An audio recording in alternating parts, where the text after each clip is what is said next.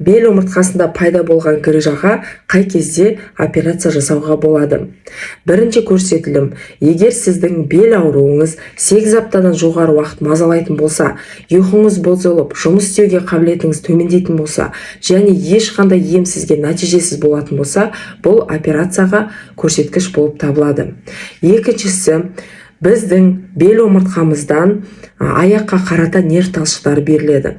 Егер осы аяқтың нерв талшықтарының қызметі бұзылатын болса, сіздің жүрісіңіз бұзылатын болса, аяғыңыз сілтеп басатын болсаңыз, аяғыңыздың ұшына тұрамай қалсаңыз, аяғыңыздың өкшесіне тұрамай жататын болсаңыз, бұл сіздің нерв талшықтарыңыз бұзылғанды білдіреді. Бұл кезде де операцияға көрсетілім болып табылады. Үшінші көрсетілім ол үлкен кіші дәретті ұстай алмай қалуы. Яғни біздің кіші жамбас астауына нерв талшықтары бел мен сегіз көз аймағынан таралады.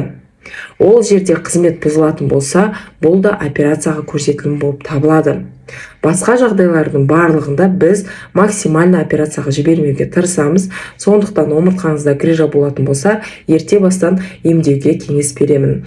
Және де бел ауыратын өзіңіздің таныстарыңызға осы видеомен бөлісіңіздер.